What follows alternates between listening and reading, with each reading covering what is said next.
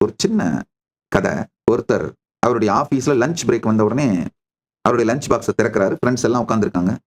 திறந்துட்டு ஐயோ இதே கத்திரிக்காயாச்சே அப்படின்னு அந்த கத்திரிக்காயை சபிச்சுட்டு சாப்பிட்டுறாரு. மறுநாள் லஞ்ச் பாக்ஸை திறக்கிறாரு. அதே மாதிரி அவங்க ஃப்ரெண்ட்ஸ் எல்லாம் உட்காந்துருக்காங்க. அடச்சி இதே கத்திரிக்காயா அப்படின்னு கத்திரிக்காயை சபிச்சுட்டு சாப்பிட்டுறாரு. 3வது நாளும் லஞ்ச் பாக்ஸை திறக்கிறாரு. அடச்சி இதே கத்திரிக்காயா அப்படின்னு கத்திரிக்காயை சபிச்சுட்டு சாப்பிட்டுறாரு. அவங்க ஃப்ரெண்ட்ஸ்க்கெல்லாம் ஆச்சரியம் தாங்க முடியல. என்னையா உங்களுக்கு பிடிக்காத கத்திரிக்காயை உங்க ஒய்ஃப் ஏன் தினம் குக் பண்ணி உங்களை டார்ச்சர் பண்றாங்க அப்படின்னு மெதுவா முணுமுணுக்க ஆரம்பிச்சாங்க. ஆனால் அது யாருக்கும் அவர்கிட்ட கேட்கறதுக்கு தைரியம் வரல. இப்படியே ஒரு 4 நாள் ஆச்சு, 5 நாள் ஆச்சு. 5 நாளுன்றது ரொம்ப ஜாஸ்தி. ஃப்ரெண்ட்ஸ் நேரா அவர்கிட்ட கேட்டாங்க, ஏன் சார் தினம் உங்களுக்கு பிடிக்காதுன்னு தெரிஞ்சு உங்க ஒய்ஃப் ஏன் சார் இதே கத்திரிக்காயை சமைச்சு உங்களை டார்ச்சர் பண்றாங்க? அவர் ரொம்ப பொறுமையா சொன்னாரா, நீங்க வேறங்க, நானே தாங்க சமைக்கிறேன், நானே தாங்க சமைச்சு எடுத்துட்டு வர்றேன்.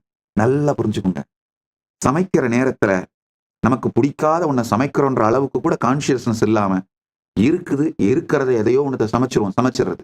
சாப்பிட பாக்ஸ் திறக்கும் போது சரி நாம தானே சமைச்சோம், அதனால பொறுத்துட்டு சாப்பிட்டுவோன்னு சாப்பிடுறது இல்லை, அதுக்கு ரியாக்ட் பண்ணி வேகிறது.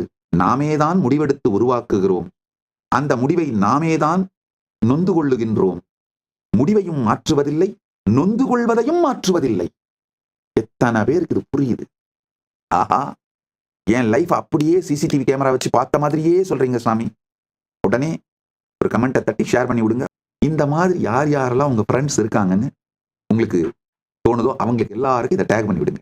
உண்மை இதுதாங்க, உங்களுடைய மிகப்பெரிய விரோதி அன்கான்சியஸ்னஸ் தான்.